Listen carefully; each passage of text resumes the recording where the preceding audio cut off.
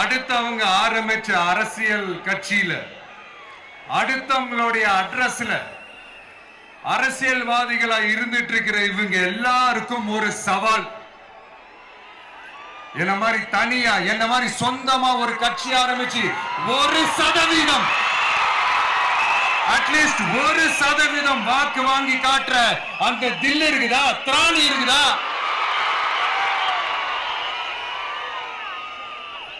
முப்பது வருஷமா மக்கள் இயக்கமா இருந்து இன்னைக்கு மிகப்பெரிய ஒரு அரசியல் கட்சியா வளர்ந்து இந்த கூட்டணி கட்சிகள் மட்டுமே நம்பி இருக்கிற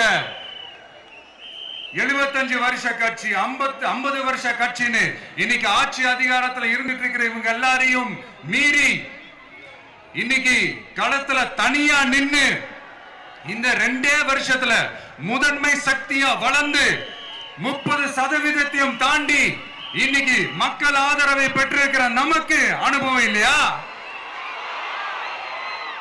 உங்களுடைய அனுபவம் என்னன்னு சொல்லட்டுமா? கட்சி ஆரம்பிச்ச அண்ணாவை மறந்தது, கட்சி ஆரம்பிச்ச எம்ஜிஆர் அவர்களை மறந்தது, கட்சியை வளர்த்த ஜெயலலிதா மேடம் அவங்களை மறந்தது. இவங்க எல்லாரும் சொன்ன விஷயங்கள், பேசின விஷயங்கள், எதையெல்லாம் ஃபாலோ பண்ணணும்னு சொன்ன விஷயங்கள் எல்லாத்தையும் மறந்தது. இவங்களுக்கு நமக்கு அனுபவம் இல்லையா? நமக்கு அனுபவம் இல்லதான். கொள்ளை அடிக்கிறதுல எங்களுக்கு அனுபவம் இல்லதான்.